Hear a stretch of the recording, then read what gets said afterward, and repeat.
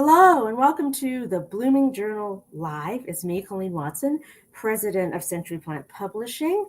And this week, I know I've been gone for a little while. I apologize, I've been sick. But this week, we're going to get back on track. We're going to get back moving.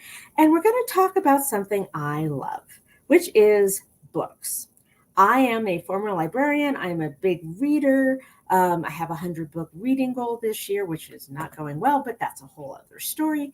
But what I want to talk about today are not books I've read recently or have a book club.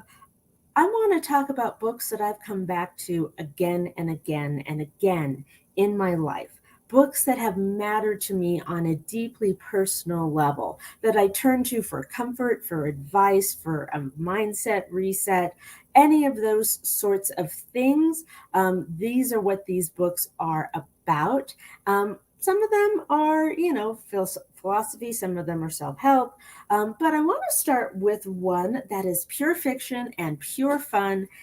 It's one of those books that you think, well, it's just, a paperback mystery, right? And it's part of a series, but it's one that I loved. It's called Naked Once More by Elizabeth Peters. Elizabeth Peters is a mystery writer. She is most famous for her Amelia Peabody Egyptology series, which she started writing mostly because Elizabeth Peters was an Egyptologist. And she got her PhD back in the 50s when, academia wasn't so welcoming to female scholars, and tried to get a job, didn't get a job. She wrote two books, layman's books about Egyptology. And then her then husband, she had a couple of them, thought, why don't you write a mystery? Why don't you write something popular? And she created Amelia Peabody, a character that she could put all of her love of Egyptology into. But that is not this book. Naked Once More is part of a series that starred another of her characters, a librarian named Jacqueline Jake Kirby. And this is the first book I read. I literally wore it out. This is my first copy. As you can see, like the spine is completely busted. The glue is coming undone. I have loved this book to death. I've listened to it on audiobook. I found a second copy and now own two that is much less damaged, because this is how much I love this book. This is how meaningful it is to me. Why? Honestly, I read this when I was in my early 20s, and I still want to be Jacqueline Kirby when I grow up. She is smart. She is forthright. She is feminist.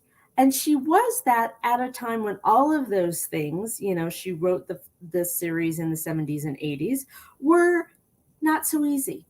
And in these two books, I think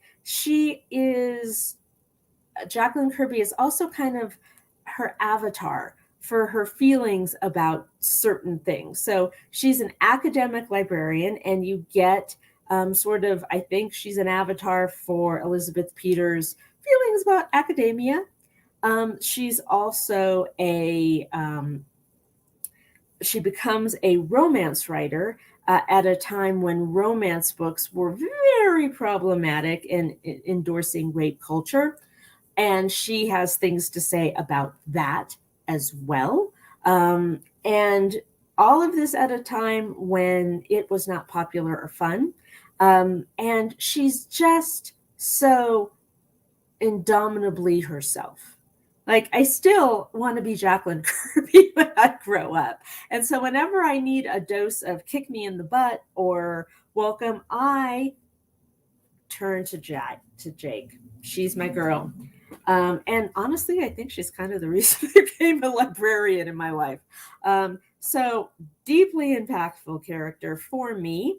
I would love to hear what books are that for you. What do you turn to in times of need that you reread over and over and over again?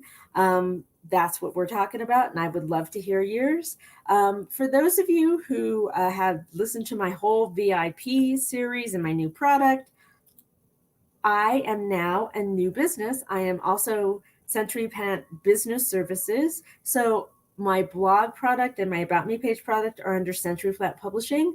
My new VIP is under Century Plant Business Services. The link to that is in the show notes. I'd love to see you there. I'd also love to get you on my calendar to talk about the new VIP program, your blogging problems, whatever they are. I'd love to hear from you. And that also is in the show notes. Thank you so much for joining me today. And remember, rock stars, it is never too late to bloom.